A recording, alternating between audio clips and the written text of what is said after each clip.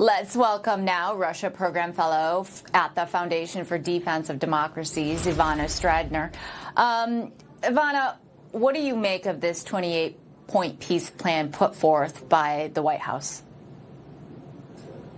Of course, I'm not happy about this 28-point plan because if the ultimate goal is to stop this war, this is not the path forward. For several reasons. Number one, we have to understand that Putin is not willing to negotiate in good faith.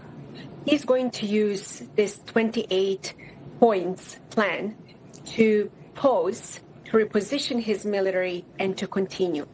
His ultimate goal is indeed to subjugate Ukraine, but more importantly, to continue, and to continue elsewhere. Just take a look at what's happening right now in Europe. He has been waging sabotage activities in the Baltic states, in Poland, and he is serious about that. To go back to this plan, the plan is asking Ukraine to give up its territory, to absolutely give up its NATO pact. Moreover, to lift sanctions, to reduce military, and of course, to offer reliable security guarantees, but there are numerous problems with that. If you take a look at Russia's initial plans, this is exactly as if it was written by the Kremlin.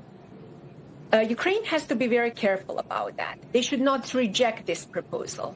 They have to engage with the administration. They have to be very, very diplomatic and very rational. There is still room for improvement.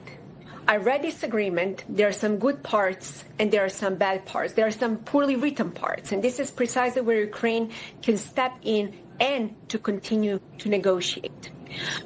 We just heard from your colleague that Europe is drafting its own position.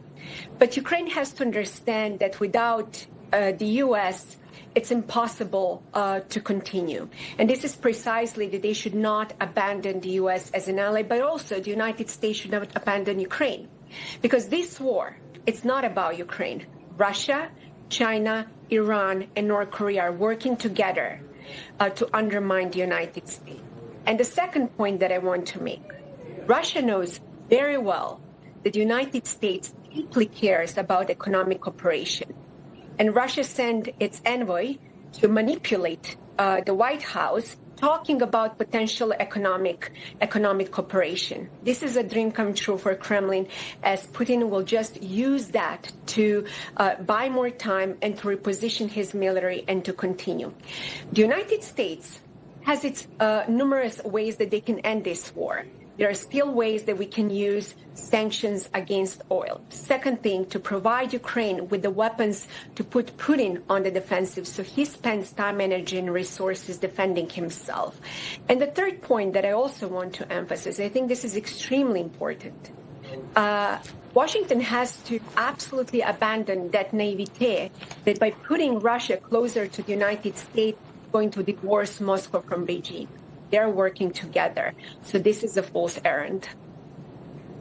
All right. Ivana Stradner, thank you so much for being with us today. Thank you.